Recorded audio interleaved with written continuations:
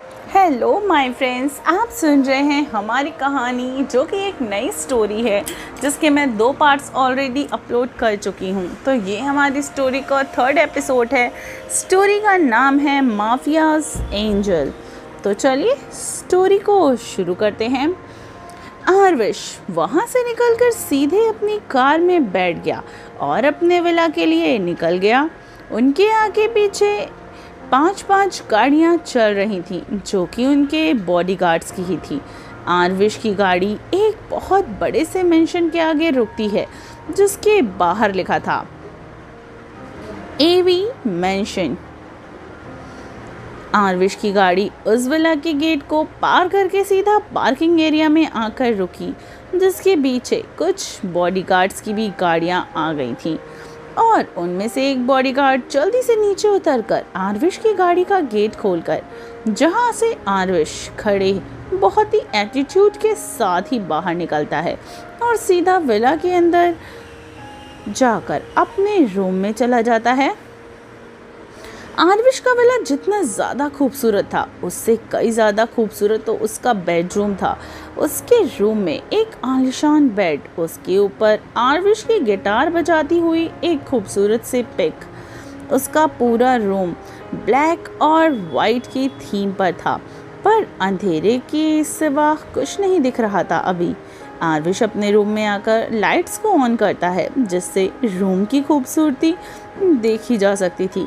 भले ही पूरा कमरा ब्लैक एंड वाइट पे था पर बहुत ज़्यादा खूबसूरत था। आरविश अपने रूम में जाकर एक टेबल पे रखे हुए फ्लावर पॉट को उठाता है जिससे उसके जस्ट सामने का एक हिडन गेट खुल जाता है जो दिखने में बिल्कुल एक दीवार की तरह ही लग रहा था जो अंदर से एक दरवाज़ा था। आरविश उस डोर को पार करके सीधा अंदर चला गया जहाँ पर एक छोटे से बच्चे की बहुत सारी खूबसूरत पेंटिंग्स लगी हुई थी। वहाँ की पूरी दीवार पर उस बच्ची की पेंटिंग बिल्कुल खूबसूरती से सजाई गई थी। वो रूम दिखने में बहुत ज़्यादा खूबसूरत था। उस पूरे रूम में उस बच्ची की पेंटिंग के सिवा एक बड़ा सा बक्सा भी रखा हुआ था जो कि रूम की एक बिल्कुल बीचों बीच में था। आरविश उस रूम में आकर उस बक्से में हाथ डालकर वहाँ से एक लॉकेट को निकालता है जिसमें आधा दिल के शेप का एक डायमंड लगा हुआ था। आरविश उसको देखते हुए एंजल एंजल एंजल एंजल, तुम इस पूरी दुनिया में भी कहीं भी होगी, मैं तुम्हें ढूंढ निकालूंगा। तुम सिर्फ और सिर्फ मेरी हो। तुम्हारे जिस्म, तुम्हारे रूह, तुम्हारी हर एक चीज़ पर सिर्फ और सिर्फ मेरा हक है। द आरविश चौहान का। तुमसे मुझको कोई भी दूर नहीं कर सकता और जिसने भी तुमको मुझसे दूर किया है उसे मैं छोड़ूंगा नहीं, चाहे वो तुम्हारे मॉम डैड ही क्यों ना हो। जो मुझे तुमसे दूर करेगा इसका नामो निशान भी ये आरविश चौहान मिटा देगा। उसकी बातों में एक सनक और एक पागलपन नजर आ रहा था, एक जुनून नजर आ रहा था जो किसी को भी बर्बाद कर सकता था। उसकी आंखों में एक अजीब सा दर्द भी देखा जा सकता था। फिर वह उस लॉकेट को उस बक्से में वापस रखकर वहाँ से एक पेपर निकालता है जिस पर टैटू बना हुआ था। वो उस टैटू को देखते हुए एंजल, माय एंजल, जब मैंने तुम्हें पहली बार देखा था तो सबसे पहले मैंने तुम्हारे पैरों में यही टैटू देखा था जो कि मुझे तुम्हारी तरफ अट्रैक्ट कर रहा था। भले ही मैं उस टाइम बच्चा था पर मेरा दिल तुम्हारी तरफ खिंचा ही चला जा रहा था। पता है ना एंजल, जब तुम मुझसे दोस्ती करने आई थी तो मैंने कहा था, मैंने बोला था ना कि तुम्हें मुझे कोई दोस्त या अपना पसंद नहीं और जो मेरे अपने बनते हैं उन्हें मैं हमेशा हमेशा अपने पास कैद कर लेता हूँ। मुझे बिल्कुल बर्दाश्त नहीं कि कोई मेरी चीज़ों पर अपनी नज़र भी डाले। फिर भी तुमने मुझसे दोस्ती की। तब से मैंने तुम्हें किसी और को दोस्त बनाने नहीं दिया, फिर भी तुम ये बात मान गई। तब से तुम मेरा सुकून, मेरा जुनून, मेरा पागलपन बन चुकी हो। मुझे तो तुम्हें तुम्हारे मॉम डैड के पास जाना भी पसंद नहीं था। मन करता था तुम्हें हमेशा अपने पास कैद रखूं। पर मैं तुम्हारी खुशियों के लिए तुम्हें तुम्हारे मॉम डैड के साथ भेजने के लिए तैयार हो गया, जिसका अंजाम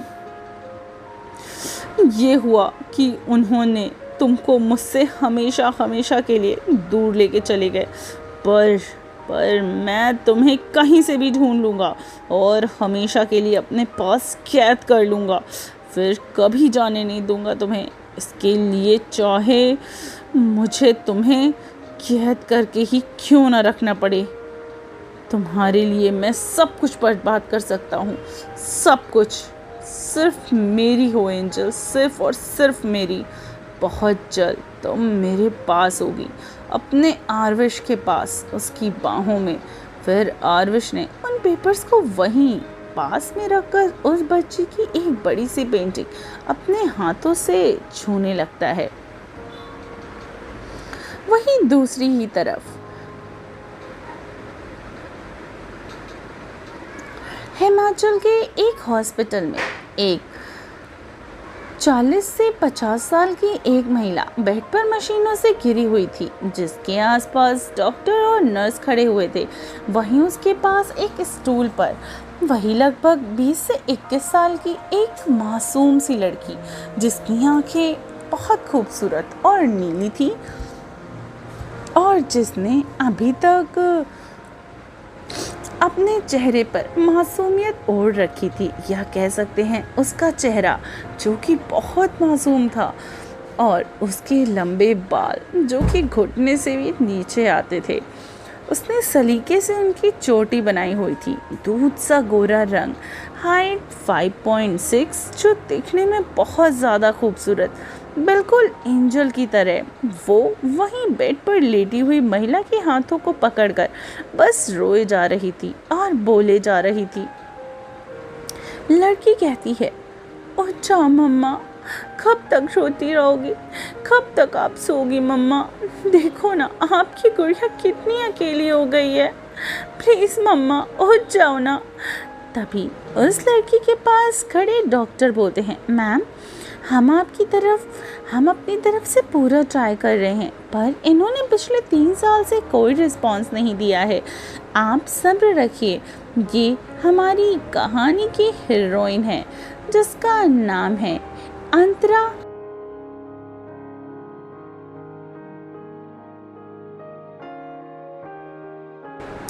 अंतरा शर्मा, उम्र 21 साल, जो दिखने में बेहद खूबसूरत, जो मैंने पहले ही बता दिया था, जो अपनी 3 साल से कोमा में गई अपनी मॉम को हाथों में पकड़कर बोले जा रही थी। उसकी मॉम यानी सुमित्रा शर्मा, जो कि पिछले 3 साल से कोमा में है। 3 साल पहले जब उनको पता चला कि इनके हस्बैंड का एक एक्सीडेंट में डेथ हो गया है, तो वह सदमे में चली गई और यह सदमा बर्दाश्त नहीं कर पाई, इसी वजह से वो कोमा में चली गई।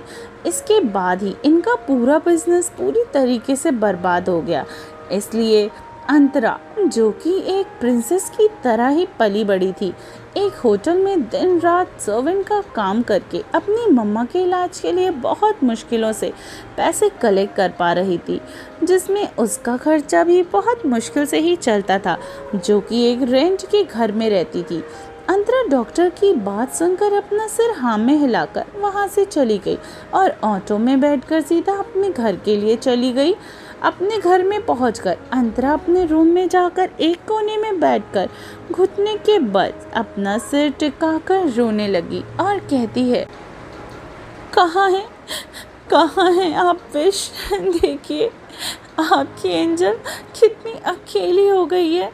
पापा भी हमें छोड़कर चले गए, हमारा सब कुछ बर्बाद हो गया है। मम्मा भी पिछले 3 सालों से कोमा में है, हम क्या करें? और वैसे ही रोते रोते ही फर्श पर सो गई। जब वो सोकर उठी तो उसने टाइम देखा और जल्दी जल्दी रेडी होकर अपना सामान पकड़कर अपने घर से निकलकर ऑटो में बैठी और होटल में आ गई। होटल में पहुंचकर वो अपनी ड्रेस को चेंज करके अपने काम में लग गई। तभी इस होटल के मैनेजर आकर सभी वेट्रेस को ध्यान से उसकी बातों को सुनने के लिए कहते हैं इस होटल के मालिक यानी आरविश चौहान आने वाले हैं, तो सब अच्छे से अपने काम को करना, कोई भी गलती नहीं होनी चाहिए। उनका गुस्सा बहुत ही खतरनाक है, तो तुम लोग ऐसे कोई भी गलती मत करना जिससे उनके गुस्से का शिकार बनो, वरना वह तुम्हारे साथ मुझे भी जिंदा जमीन में गड़वा देंगे। सो कोई भी गलती मत करना। आरविश को वहीं अंतरा जैसे ही आरविश का नाम सुनती है उसे कुछ अजीब सा, जैसे उसके दिल की धड़कनें बहुत तेज हो गई हों, ऐसा फील होने लगा। उससे कुछ समझ नहीं आ रहा था कि वह आरविश का नाम सुनकर उसे इतना अजीब क्यों लग रहा है। एक्चुअली अंतरा को आरविश का पूरा नाम पता ही नहीं था, क्योंकि वो आरविश को हमेशा विश नाम से ही बुलाया करती थी। अंतरा मन में ये मुझे क्या हो रहा है, इतना अजीब क्यों फील हो रहा है, जैसे कोई अपना मेरे पास आने वाला हो। फिर वह इन सब बातों को झटक कर अपने काम में लग जाती है। हे फ्रेंड्स, आई होप आपको हमारी ये स्टोरी पसंद आई हो और आप इस स्टोरी का नेक्स्ट पार्ट सुनना चाहते हैं तो मुझे कमेंट करके ज़रूर बताइएगा। तो मैं आपके लिए इस स्टोरी का नेक्स्ट पार्ट बहुत जल्दी लेकर आऊँगी और हम रोज़ मिलेंगे शाम को 6 बजे इस स्टोरी के साथ, जिसका नाम है माफियाज़ एंजल, सिर्फ जिनी FM जान के साथ।